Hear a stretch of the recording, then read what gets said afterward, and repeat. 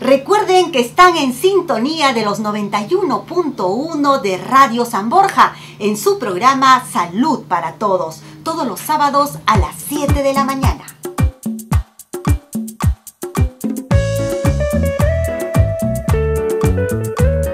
Su programa Salud para Todos. Hoy tenemos interesantes temas. ¿Sabe usted que la diabetes puede ser causa de una mala alimentación? ¿Se está alimentando bien, señor, señora que nos está escuchando? Pues nosotros estamos acompañados de un endocrinólogo y un nutricionista de Sisol. A esta hora de la mañana, 7:03, estamos conectados con la presidenta de Sisol, la doctora Sarela Solís, con la secuencia Cuidando tu Salud. Adelante, doctora. Sí, muy buenos días. ¿Cómo le va, Marta? El día de hoy, un saludo muy grande a todos sus radioyentes, y en nuestra secuencia vamos a tratar un tema muy importante, como es las infecciones urinarias. Infecciones urinarias que son muchísimo más frecuentes en el sexo femenino, por motivos de tipo anatómico. ¿Y por qué digo esto? Porque una de las principales bacterias que afectan y que ocasionan infección urinaria se da en las mujeres, ya sea por estreñimiento, por mala higiene después de haber evacuado el intestino. Uno de los temas muy importantes es aconsejar a las oyentes que beban abundante líquido, sobre todo cuando la temperatura ambiental es bastante alta, como ha ocurrido en el verano. Por ello es que las infecciones urinarias aumentan mucho en la estación veraniega. Otra de las cosas fundamentales es aconsejar a la niña, aún desde pequeña, que después de hacer su deposición, después de haber evacuado el intestino, tenga una higiene adecuada con agua y jabón. Y otra cosa importante es que muchas de esas infecciones urinarias, aun cuando la bacteria, por temas anatómicos, ingrese por la parte de la vejiga, que es el órgano por donde se evacúa la orina, puede llegar a afectar también al riñón.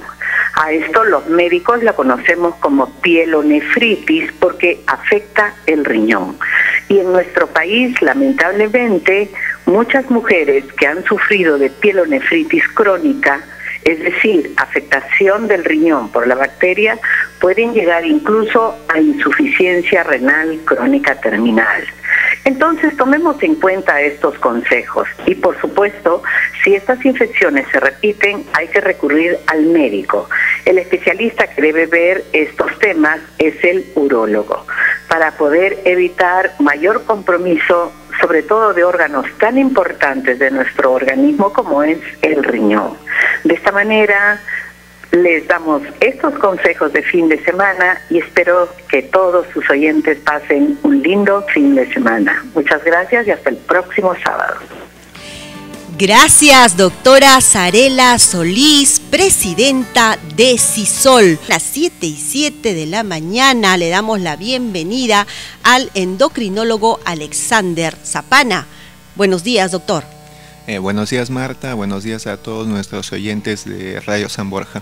Y también le damos la bienvenida al nutricionista Ricardo Chávez. Buenos días, licenciado. Hola, ¿cómo estás? Buenos días. Marta, qué gusto. Buenos días, vamos a tocar entonces esta mañana el tema, lo repetimos, ¿sabía usted que la diabetes puede ser causa de una mala alimentación? Escuchamos al endocrinólogo primero. Bueno, esto es bastante cierto. Si bien existe una predisposición genética para el desarrollo de esta enfermedad, principalmente para la diabetes tipo 2 de la que estamos hablando hoy, si la persona no tiene buenos hábitos alimenticios, tiene poca actividad física, así no tenga familiares con diabetes, puede llegar a tener obesidad y posteriormente resistencia a la insulina, prediabetes y finalmente diabetes, eso en el lapso de varios años, ¿no? Así es, licenciado.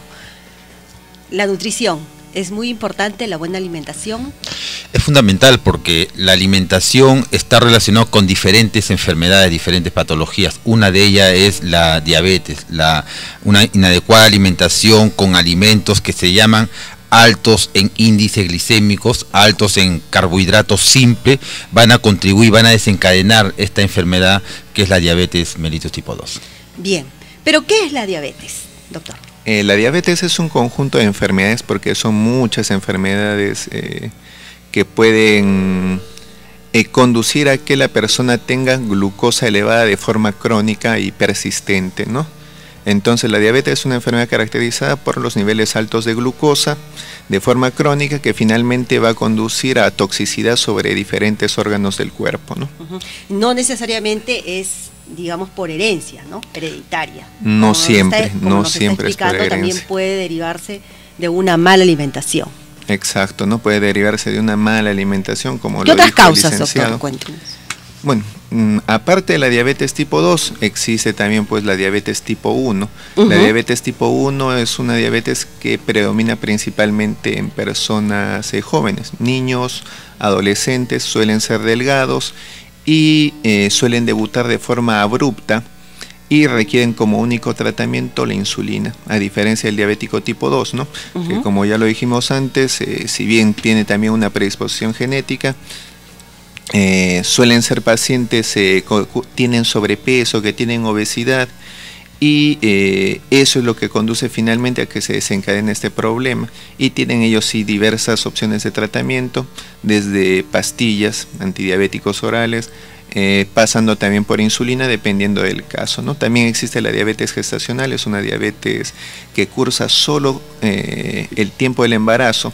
Suele presentarse más o menos a la mitad del embarazo, entre las 20 y 24 semanas, y suele desaparecer cuando pasa pues este periodo de la gestación.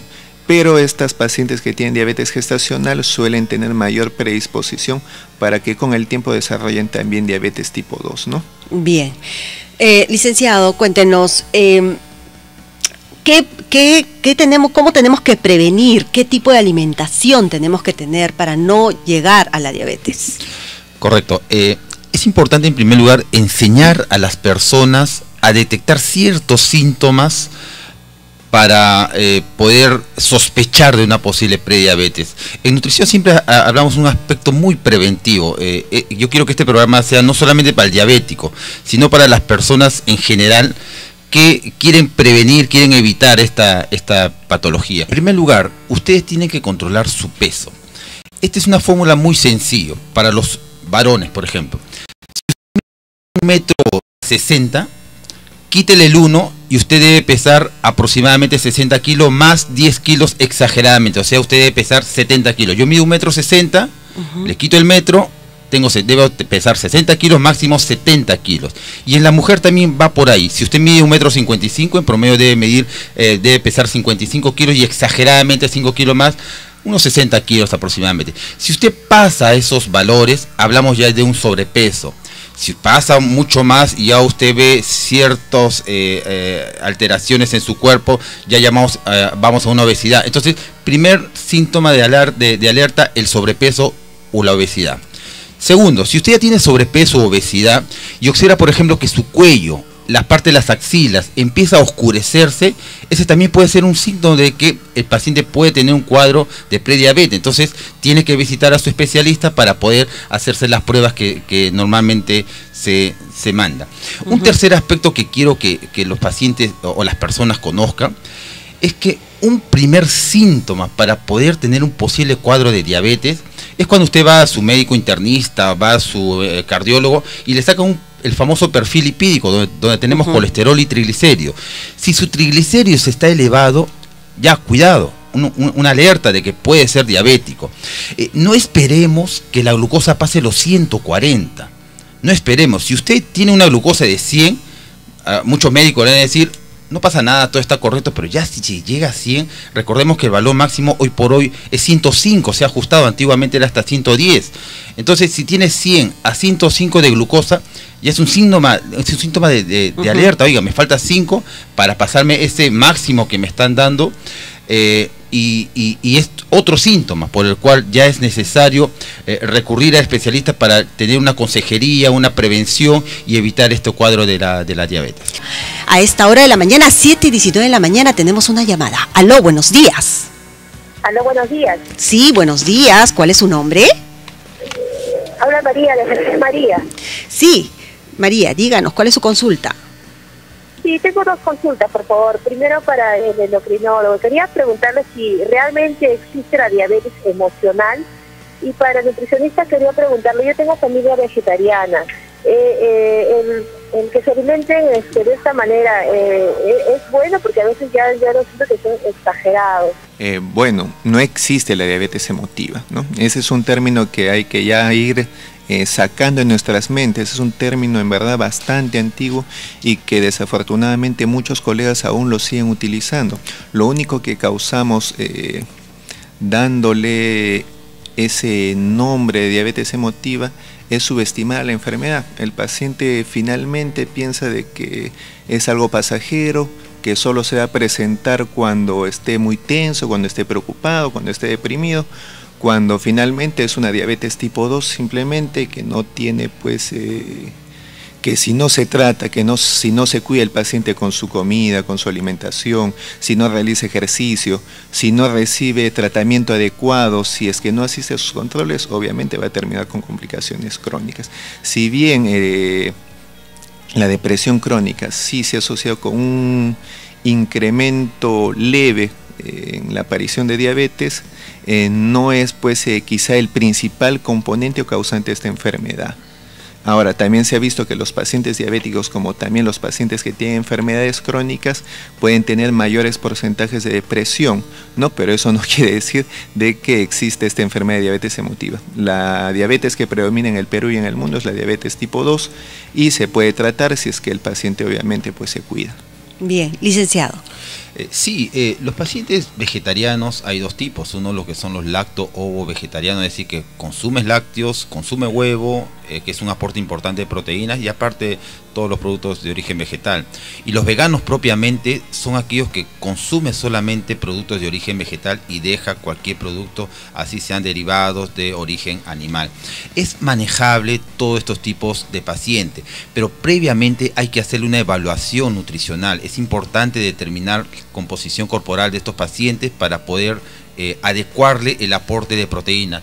La quinoa tiene un importante aporte de proteínas, son carbohidratos complejos que tranquilamente podemos controlar una alimentación para un diabético que es vegetariano. Sí se puede manejar. Ponga atención, señora, señor que nos escucha. Así es. Si usted tiene demasiada sed, si es que está yendo demasiadas veces al baño a orinar, si se levanta en la madrugada para ir al baño a orinar, si es que está perdiendo de peso de forma inexplicada, usted no está haciendo dieta y está bajando 10 kilos, tiene que preocuparse.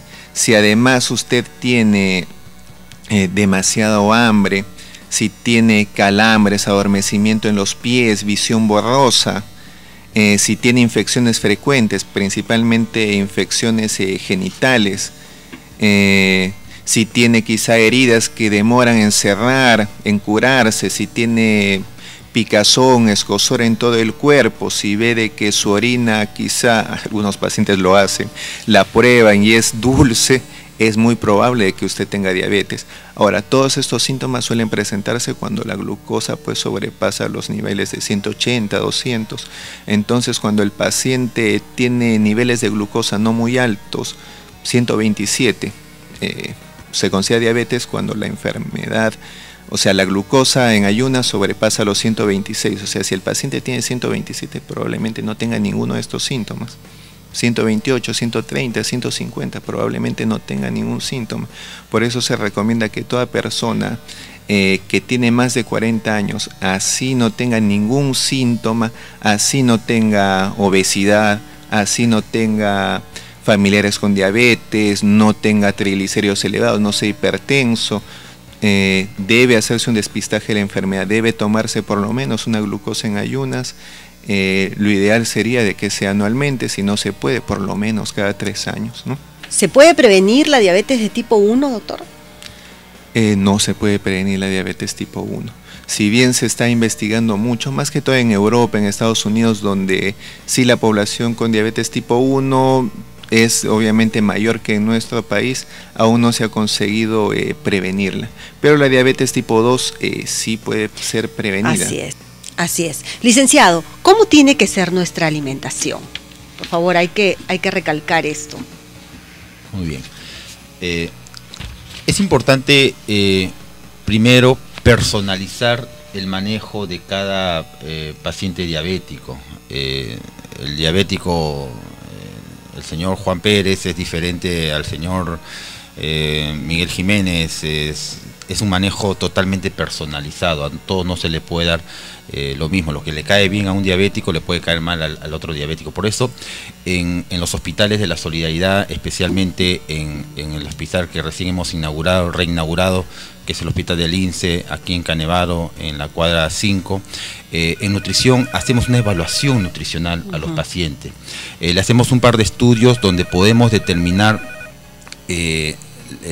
lo que come el paciente, algo más específico. El estudio se llama el test de consumo de alimento, donde al paciente le solicitamos una información de lo que come en promedio desde que amanece hasta que anochece muy detalladamente. Esto lo procesamos en un software y el estudio nos permite determinar aproximadamente la cantidad de calorías, carbohidratos, proteínas, grasas, vitaminas y minerales que consumen el paciente. Entonces esto nos permite establecer un plan de alimentación adecuado para él, ¿no? Vamos cerrando el tema, doctor, con consejos de prevención sobre la diabetes. Bueno, como les mencioné antes, no hay que esperar sentirse mal para acudir al médico y hacerse un chequeo. Si usted tiene más de 40 años, hágase un chequeo de diabetes, tómese por lo menos una glucosa al año. Y si usted tiene menos de 40 años y además tiene sobrepeso, obesidad, familiares con diabetes, triglicéridos altos, colesterol bueno o bajo, si tiene hígado graso, si ha tenido la mujer diabetes gestacional, síndrome de ovario poliquístico, hágase su chequeo de diabetes, porque esos grupos están en un peligro alto de desarrollar la enfermedad. Y obviamente pues haga ejercicio regularmente, 30 minutos al día, o 150 minutos a la semana. No es necesario que sea un deporte principalmente, puede realizarse actividad física no estructurada. Basta a veces con tener una mente activa y aprovechar cualquier momento del día para hacer ejercicio o para incrementar su actividad física. No use los ascensores por 2, 3 pisos, suba las escaleras, baje las escaleras, no use las escaleras eléctricas, bájese un paradero antes del sitio de su trabajo, de su casa, para caminar un poco más. Trate de caminar lo más que se pueda, estacione el coche un poquito más lejos, aproveche toda oportunidad del día para estar más activo. Haga las tareas de casa de forma regular, quizás si hay algo sencillo que pueda hacerse, quizás no todas las semanas mandar a hacer la limpieza con la aspiradora, quizá barrer de vez en cuando, toda esa actividad física contribuye, ¿no? Quizá no llegue a ser un gran deportista, pero esa pequeña actividad física puede contribuir pues a disminuir el peligro de desarrollar complicaciones a largo plazo y obviamente pues coma sano, ¿no? Bien, agradecemos la participación entonces del endocrinólogo Alexander Zapana. Correcto. Y mis recomendaciones en relación a la alimentación. En primer lugar, cuidado con bajarse dietas de internet, cuidado con aceptar hojas de dieta. A algunos lugares le dan, toma esta dieta. No, cada persona hay que personalizar el plan de alimentación. No es lo mismo tratar al gordito diabético que al flaquito diabético. A las 7:52 de la mañana, aló, buenos días. Sí, aló, dígame, ¿me podría decir qué quiere decir ser prediabético y entre qué rangos, o hasta qué rango es ser prediabético? Y si uno es prediabético, ¿qué medicina uno debe tomar para no ya ser diabético ya de por vida? Y dígame si su celu del doctor y en qué CIFOL atiende. Ok, ¿cuál es su nombre? Abel Suárez. Abel, señor Abel, Sí. acá le contesta, todavía está con nosotros el doctor Zapana. Doctor. Es una buena pregunta, ¿no? Se considera prediabetes cuando la glucosa sobrepasa los niveles de 100. De 100 a 125 se considera que el paciente es prediabético. Ahora, también si es que su glucosa, después de haber comido algo, después de haberse hecho esa prueba especial, que es el test de tolerancia a la glucosa, supera los 140, pero claro, no supera los 200, el paciente se le considera como prediabético. El paciente prediabético tiene mayor peligro de desarrollar diabetes. Y el paciente prediabético ya tiene quizá algunas de las pequeñas alteraciones a nivel interno que tiene pues los pacientes con diabetes. Ya su páncreas no fabrica la misma cantidad de insulina que una persona que no tiene diabetes. El licenciado Ricardo Lucen, para terminar esta mañana con sus consejos. Sí, yo siempre le digo a mis pacientes, tengan un concepto básico para prevenir diferentes patologías o para controlar incluso la diabetes. Considere que diariamente nos bañamos externamente, todos los días también tenemos que bañarnos internamente, razón por la cual siempre recomiendo en la mañana tomarse algún tipo de una agua de moliente sin azúcar, con algo de limón que tiene antioxidante y una ensaladita de fruta. No quiero tanto el jugo, quiero una ensalada de fruta, quiero que mastique la fruta y a esto agreguémosle fibras, aprenda a comer fibras. Está en la harina de linaza, está en la ajonjolí, está en el germen de trigo, aprenda a comer nueces, pecanas, tiene alta cantidad de ácidos grasos esenciales, básicos para el sistema nervioso. Huevo en el desayuno, leche, quinoa, avena, son alimentos importantes. Si le gusta el pan, recuerde que estoy dando recomendaciones muy generales. Panes integrales, evitemos el pan blanco. En la hora de almuerzo, pescado al menos 2 veces por semana. Es increíble que en nuestro país comamos casi una vez por semana, incluso algunos pacientes no comen pescado y deben consumir de 2 y si es 3 veces a la semana. Señor, perfecto, ¿no? incluya dentro de su menú, incluya, puede ser en el desayuno, un sándwich de atún, ¿verdad, doctora? En el almuerzo, un pescadito a la plancha o frito también puede ser. La tercera parte de su plato, que sea verduras, crudas o al vapor, evite cocinarlo. Muchos me dicen, pero doctor, ¿y qué hago con la zanahoria? ¿Qué hago con la beterraga? Por favor, si usted lo raya tipo hilito, tranquilamente lo puede consumir y es mucho más rico consumirlo de esta forma. A media tarde podría consumir nuevamente algo de fruta, siga con la linaza, que es un antioxidante importante. Hoy por hoy se habla bastante de la chía, es otro antioxidante que también podemos utilizarlo. Y en la noche de 7 a 8, es importante el horario. Muchos pacientes dicen, doctor, yo no tomo desayuno, pero en la noche sí me doy el gran banquete. Hacen de menos a más. Esto contribuye al sobrepeso, a la obesidad, porque en la noche tiene que ser totalmente lo más suave posible y el horario es fundamental. De 7 máximo a 8 de la noche. Un tipo lonche o una sopa, una crema, algo ligero que tranquilamente puede darle una alimentación muy adecuada. Pero recomiendo nuevamente, visiten a sus especialistas. En todos los hospitales de la Solidaridad contamos con buenos médicos, nutricionistas, que podamos darle una mejor orientación personalizada. Recuerde que tenemos que hacerle una evaluación personalizada, análisis básicos, para poder darle un adecuado plan de alimentación. Gracias por su sintonía. Hasta la próxima semana.